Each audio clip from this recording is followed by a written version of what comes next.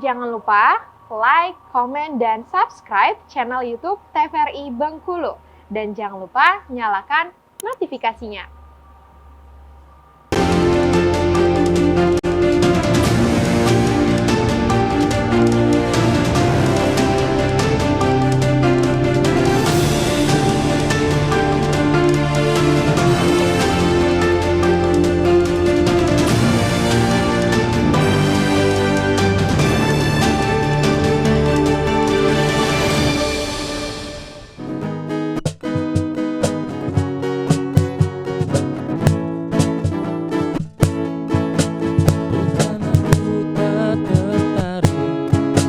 Akan kata rayuanmu saat matamu melirik, jadi suka padamu.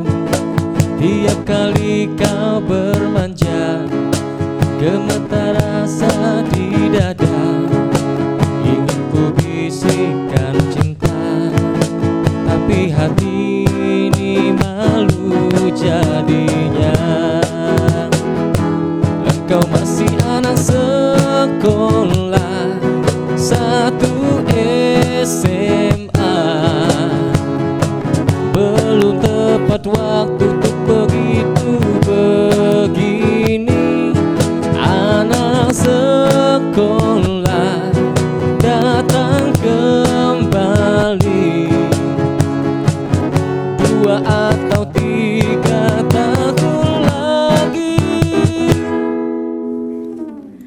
Terima kasih Anda masih bersama kami dalam acara Berendo dengan tema kita PPDB dan juga permasalahannya. Tadi kita sudah singgung sedikit ya terkait dengan PPDB di SMP 22 Benteng itu seperti apa. Tapi sebenarnya ini kan ada 4 jalur yang memang bahkan wali murid itu masih kurang paham nih sebenarnya seperti apa sih kriterianya dari setiap masing-masing jalur tadi ya. Mungkin dari Pak Kastawi sendiri boleh dijelaskan Pak Kastawi? Ya, kalau kita bicarakan masalah kriteria gitu kan, itu seperti jalur afirmasi itu kan jalur penerimaan siswa baru, itu penerimaan bagi siswa yang kurang mampu gitu. Nah, di situ tentunya siswa dapat membuktikan di saat pendaftaran gitu kan dengan membawa kartu KIP, kartu Indonesia Pintar, atau surat keterangan tidak mampu. Nah, itu bagi mereka yang sebenarnya bagi mereka atau siswa-siswa yang kurang mampu, agar mereka dapat melanjutkan pendidikan sama halnya dengan saudara-saudara atau siswa-siswa yang lain gitu. Kemudian jalur perpindahan orang tua, itu biasanya itu dibuktikan dengan membawa surat tugas mungkin ya, atau surat perpindahan tempat kerja dari orang tuanya ke tempat yang baru itu, tempat kita misalkan gitu kan, ke Tanjung Raman gitu kan, atau ke perusahaan-perusahaan yang terdekat dengan Tanjung Raman gitu. Nah, dia membawa surat itu. Misalnya misalkan sebelum itu dia di Lebong atau di mana gitu kan, atau di kabupaten lain. Itu kalau jalur perpindahan orang tua. Nah, kemudian kalau jalur zonasi itu tadi sedikit sudah saya sampaikan bahwasannya kalau untuk tingkat SMP jalur zonasi itu kan jarak dari tempat tinggal siswa ke sekolah. Ya. Nah, kalau untuk tingkat SMP itu kalau di Permen itu kan, di Permendikbud itu dari 5 sampai 7 km. Itu termasuk zona sekolah itu gitu kan. Jadi tempat tinggal anak dari 5 sampai 7 km dari rumahnya ke sekolah itu termasuk di zona sekolah itu. Nah, cuman kembali lagi ke sekolah masing-masing. Mungkin diterapkan di sekolah lain tidak seperti itu. Bisa jadi 2 km sampai 3 km masuk zona dia. Karena mengingat di daerah itu mungkin sekolahnya banyak gitu kan. Nah, tapi kalau kita di Tanjung Raman, ya kita tidak memakai itu sebenarnya. Karena secara otomatis anak kita masuk di zona itu. Karena satu desa itulah di situ kan, inputnya juga dari satu sekolah itu. Kemudian jalur prestasi, itu bisa dibuktikan dengan anak seperti yang saya sampaikan tadi. Bahwasannya dengan kalau akademik gitu kan, prestasi akademik mungkin dengan nilai raport gitu dari semester 1 sampai semester 6. Kalau dia juara bawa sertifikat juaranya, mungkin pernah juara umum di sekolah dan lain-lain.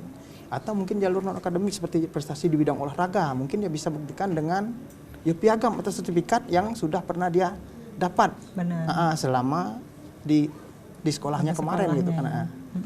Jadi bimbingan.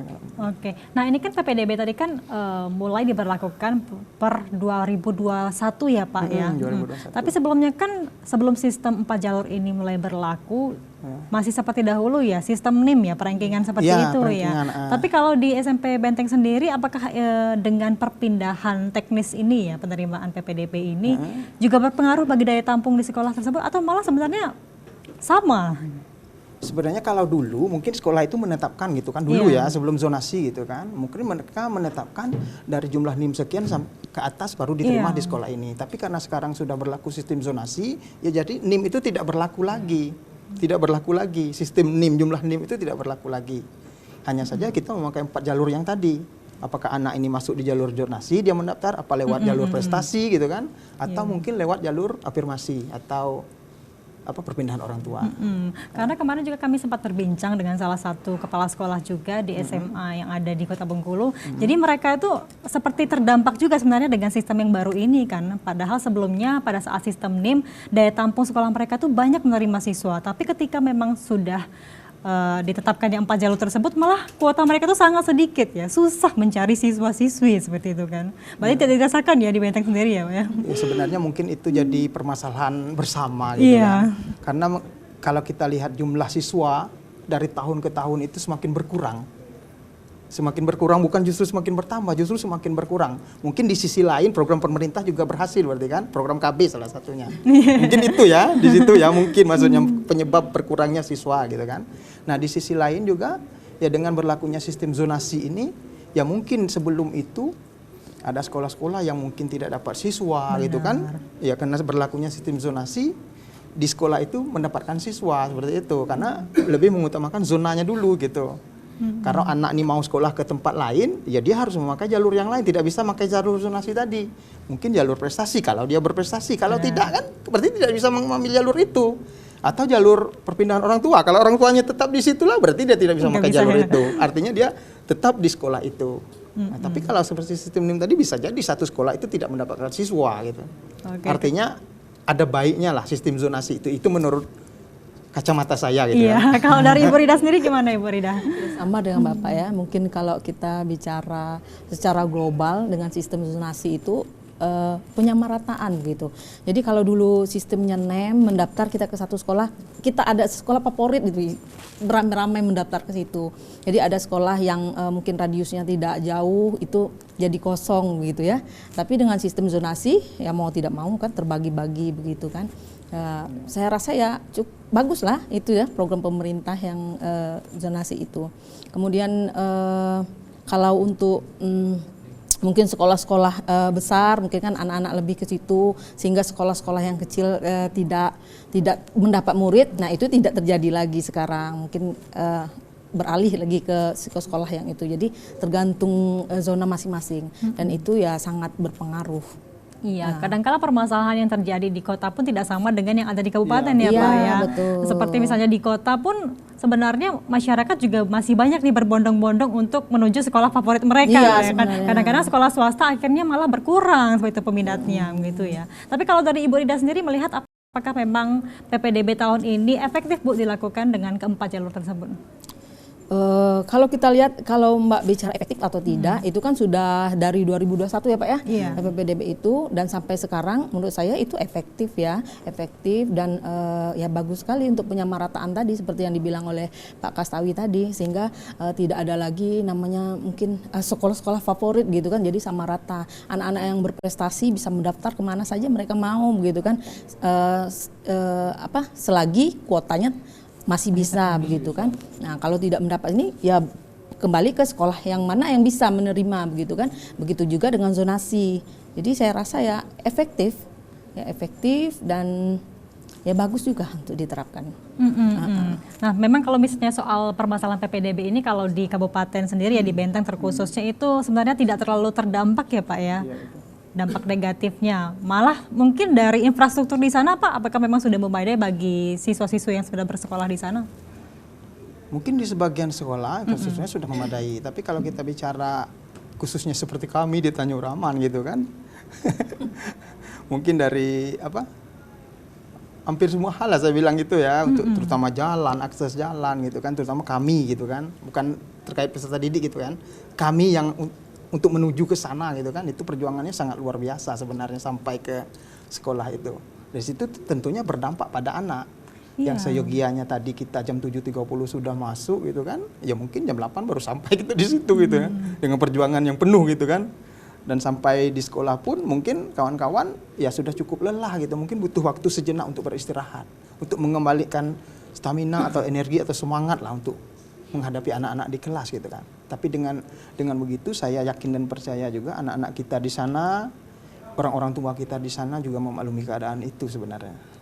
Kalau dari Ibu Rida sendiri permasalahannya seperti apa Bu kalau di SMP 22 Benteng? Kalau di SMP kami terus terang saja permasalahan yang paling utama itu ya muridnya kurang begitu. Ya karena kami hanya inputan dari satu desa, kemudian dari satu sekolah dasar, ya itu saja yang jadi menerima lanjutan saja begitu. Jadi kalau yang seperti afirmasi, kemudian prestasi, mungkin kami belum bisa ya Bisa dibagi-bagikan. Ya, tidak bisa dibagi. Semua kami terima, Iya. semua kami terima selagi daya tampung, malah kurang sekarang daya tampungnya masih berlebih gitu kan, muridnya yang kurang gitu kalau di sekolah kami. Tapi kalau di sekolah-sekolah besar mungkin ya itu mungkin banyak yang ke situ sehingga membludak kan gitu kan. Nah, itu tidak terjadi di sekolah kami.